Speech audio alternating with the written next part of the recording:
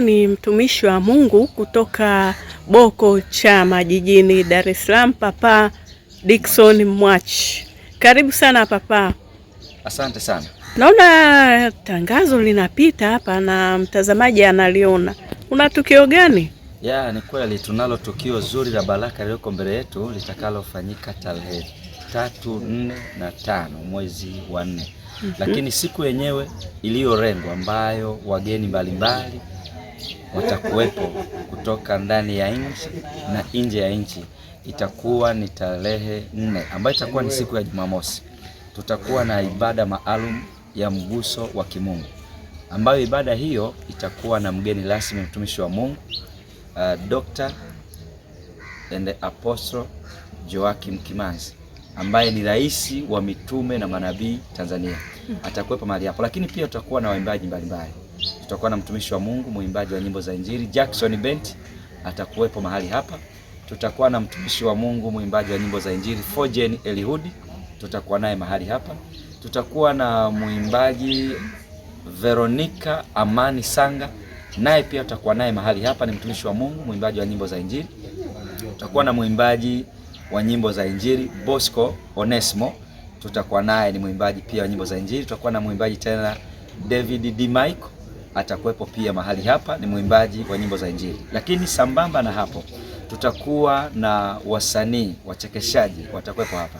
Atakuwepo Kingwendu, atakuwepo Bambo, atakuwepo Mzee Senga, atakuwepo Tausi, atakuwepo Mtanga.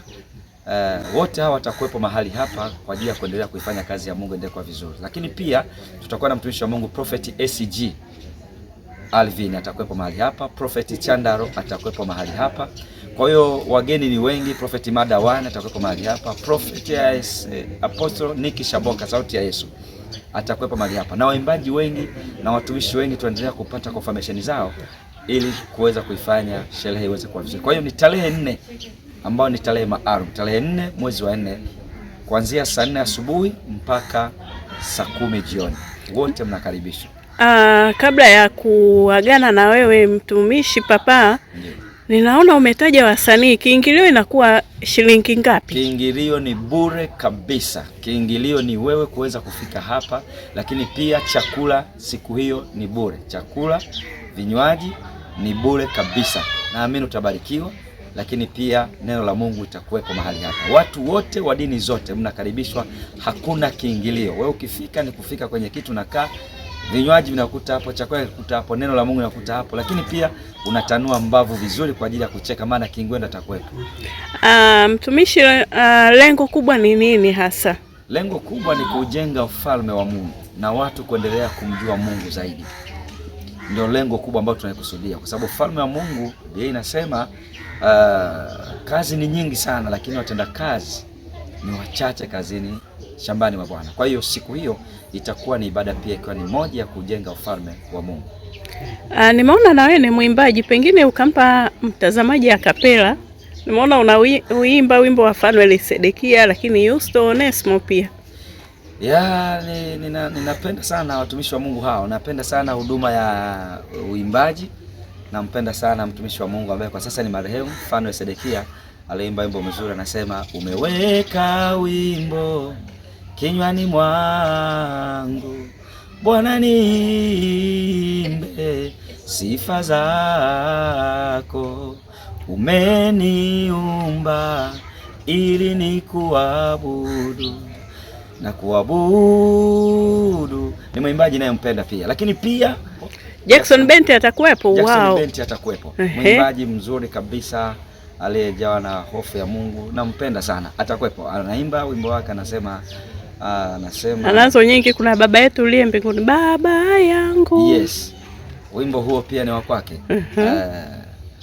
Anaimba ni kweli Bwana wewe ni mkuu, uweza wako ni wa ajabu, matendo makuu mimi nayaona, kwa kweli Bwana wewe ni mkuu. Yusto Onesmo pia. Yusto Onesmo anapenda sana kuimba pia nyimbo zake.